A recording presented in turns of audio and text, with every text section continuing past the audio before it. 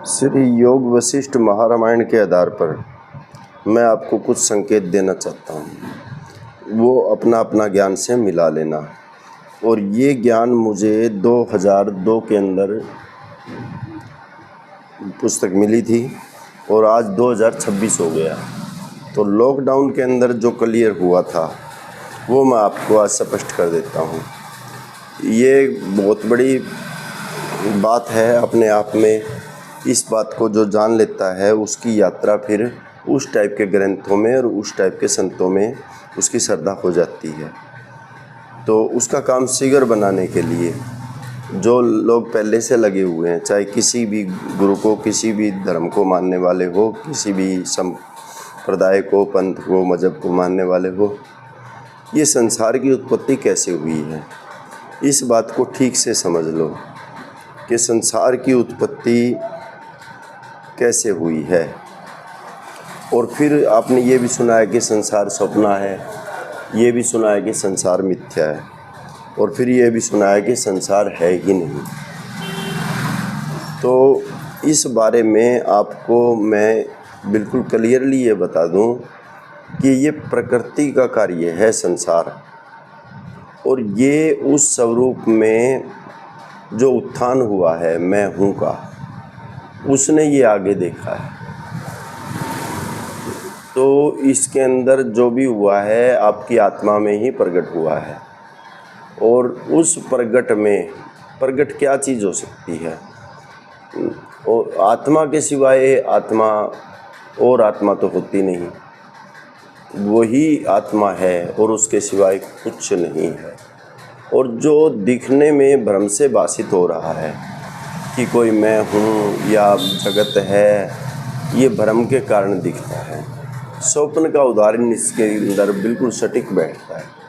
स्वप्न की बात फिर से ठीक से समझ लो कि स्वप्न में जब मनुष्य होता है तो उसको स्वप्न सच्चा लगता है, और पृथ्वी, जल, तेज, वायु, आकाश, ये सारा कुछ संसार उसके अंदर होता है। जो स्वप्न का संसार होता है तो उससे जो भी मनुष्य जागता है, सभी जगते हैं। तो नींद में जाने के बाद सभी जगते हैं, कोई गहरी नींद में जाने के बाद भी सभी जगते हैं। तो उन जगे हुओं को सिर्फ ये निरीक्षण करने की आवश्यकता है कि हमारा सपने में जो जगत था वो सच्चा दिख रहा था, लेकिन और साकार दिख रहा था, लेकिन अभी जो जगत है वो वाला सपन वाला जो संसार है वो निराकार हो गया कि नहीं हो गया? तो सभी लोग बोलेंगे हाँ जी। और वो आकाशवत हो गया। अब वहाँ कोई आकार प्रकार रहा नहीं। ऐसा तो है नहीं कि वहाँ सपन चल रहा है और आप जाग गए हो। वो आपके जागने के साथ ही वो आप में लीन हो गया और आप में से ही उदय हुआ था। ये घटना आप नहीं जान पाएंगे, ये फास्टली होती है, क्योंकि कब उसमें से उदय हुआ है और कब आप में लीन हो गया। तो इस प्रकार हम संसार के किसी के द्वारा उत्पत्ति किया हुआ जानेंगे तो हम बहुत पीछे चले जाएंगे। तो फिर लगे ही रहो। और जब ये मानेंगे कि हाँ संसार सपने के जैसा है, अभी मैं का उपयोग करके आप संसार जो दिख रहा है अष्टधा प्रकृति वाला, ये सारा का सारा संसार में आप कर्म करते हैं। तो कर्म करते हैं, ज्ञानी जिनको अनुभव हुआ है ज्ञान का वो भी कर्म कर रहे हैं, लेकिन उनके और आप में क्या डिफरेंस है, इस डिफरेंस को बारीकी से निकाल लीजिए। जब ये डिफरेंस आपका निकल जाएगा तो आप तुरंत आत्मज्ञान में अपने को खड़ा पाएंगे। नहीं तो सत्संग के नाम पे भी कोड़ियाँ ही बटोरी जाएगी, कुछ अहंकार की बातें बढ़ा चढ़ा करके उसने ये कहा, उसने वो कहा। ऐसा नहीं, बिल्कुल एकदम आज सुनो तो आज ही करके देखो, और फिर कभी सुने। जब भी ये वीडियो आपको मिले तो आप धन्यवाद से इतना भर जाओगे कि आप फ़ोन करके बात करोगे और आगे की सलाह भी लोगे, ये मुझे विश्वास है। आप खुद से इस क्वेश्चन को टटोलो कि संसार की उत्पत्ति कैसे हुई। ये स्वप्न के उदाहरण के हिसाब से आपको समझ में आएगा। और जितना जितना आप डेली लाइफ में हर एक चीज़ साकार दिखते हुए भी आपको जो निश्चय हुआ है या एक दिन हो जाएगा, उस निश्चय को आप भूलोगे नहीं।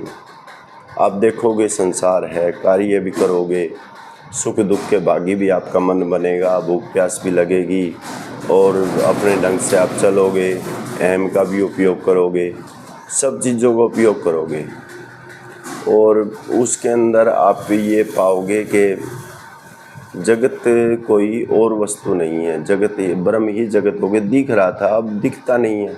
आपके निश्चय में तो कुछ दिखता नहीं है, वहाँ कोई जगत वगत है नहीं, कोई पृथ्वी जल तेज वायु आकाश है नहीं। और संपूर्ण में जो जगत दिखा तो वो कोई दूसरी चीज़ नहीं दिखी, वो वही जगत होकर के भाषित हुआ। और आपको इस भ्रम से बाहर निकल जाओगे कि जगत और ईश्वर दो चीज़ नहीं है, एक ही चीज़ के दो नाम है, चाहे जगत कहो चाहे ईश्वर कहो। लेकिन जगत संपूर्ण में है और ईश्वर जो है वो अस्फुर है। तो जैसे पानी है, चलता हुआ पानी को भी पानी बोलेंगे और जो पानी ठहर गया उसको भी पानी बोलते हैं। अब वायु चल रही है तो भी उसको वायु बोलेंगे, बह रही है वायु, और रुक गई है तो उसको भी वायु बोलेंगे। ऐसे जगत और ईश्वर, ईश्वर रुका हुआ तरंग है, ठहरी हुई, इसलिए वो अचल है, अटल है। और ये जो है संपूर्ण में है, मैं हूँ के उदय होने के बाद में जो है वो सारा का सारा चल है। तो इसको देख करके ये आया कहाँ से, देखो समझ लोगे, इसी बुद्धि से समझोगे। तो कोई भी विचार करो, विचार करने से अगर वो विचार सत्य निकले तो उसको आत्मा जानो। जैसे वशिष्ठ जी उदाहरण देते हैं कि एक सफ़ेद मोती और एक बर्फ़ का कणिका और लेके जितना रखो अपनी हथेली पे और धूप में ले जाओ, तो जो पिघल जाए वो इसका मतलब नकली है। जो विचार करने की से वो वस्तु बदल जाए, वो विचार ही बदल जाए, रहे नहीं, तो फिर वो नकली है, वो असत्य है। और जो विचार करने से भी ना बदले तो वो सत्य है।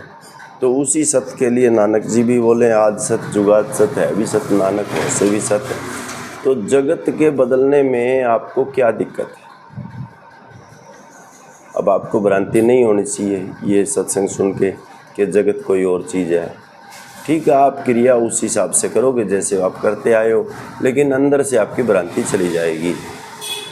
कि अगर ये मान बैठोगे कि जगत की उत्पत्ति किसी ने की है तो ठीक है, अपना माने रहो। फिर आखिर में जाके संतों ने यही समझाना है, जब आप समझने के काबिल होगे भाई, जब कसाय परिपक्व हो जाएंगे आपकी बुद्धि इस चीज़ को स्वीकारने लगेगी।